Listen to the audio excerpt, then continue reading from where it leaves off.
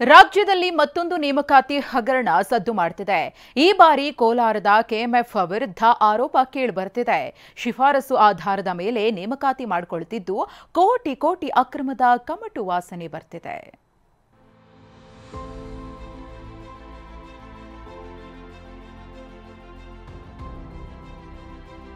KMF Nandini ಕನ್ನಡಿಗರ ಹೆಮ್ಮೆ, ಕರುನಾಡು ಮೆಚ್ಚಿದ ಬ್ರ್ಯಾಂಡ್.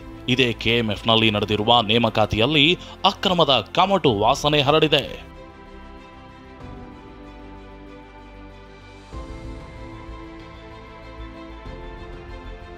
ಕೋಲಾರ ಕೆಎಂಎಫ್ನಲ್ಲೂ ನೇಮಕಾತಿ ಅಕ್ರಮ.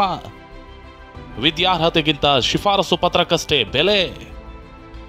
ಕೋಲಾರ ಕೆಎಂಎಫ್ನಲ್ಲಿ 81 ಹುದ್ದೆಗಳ ಭರ್ತಿಗೆ ಕರೆ ನೀಡಲಾಗಿತ್ತು.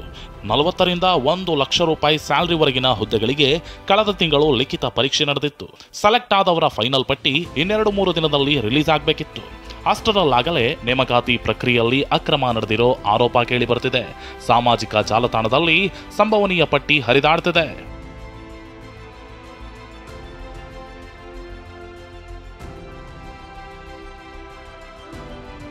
ನೇಮಕಾತಿಯಲ್ಲಿ ವಿದ್ಯಾರ್ಹತೆ, ಪ್ರತಿಭೆಗಿಂತ ರೆಕಮೆಂಡೇಶನ್ಗೆ ಬೆಲೆ ಜಾಸ್ತಿ.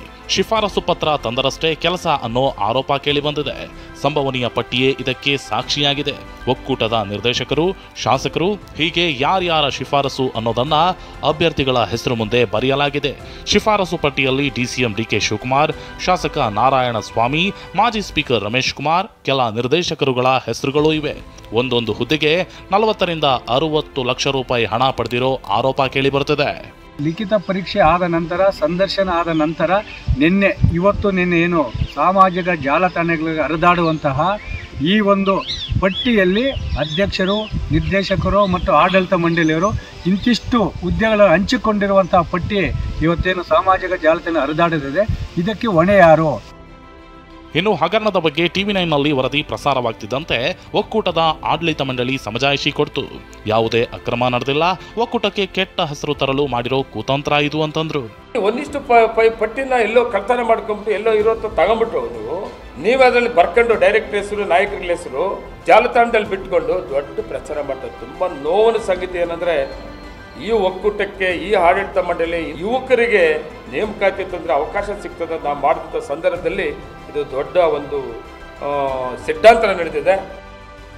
ಸದ್ಯ ಕೋಚಿಮುಲ್ ನೇಮಕಾತಿಯಲ್ಲಿ ಅಕ್ರಮದ ವಾಸನೆ ಬರ್ತಿದೆ. ನೇಮಕಾತಿ ಪಟ್ಟಿ ವಿಷಯದಲ್ಲಿ ಮುಂದೆ ಯಾವ ನಿರ್ಧಾರ ಕೈಗೊಳ್ತಾರೆ ನೋಡಬೇಕು. ರಾಜೇಂದ್ರ ಸಿಂಹ, TV9 ಕೋಲಾರ.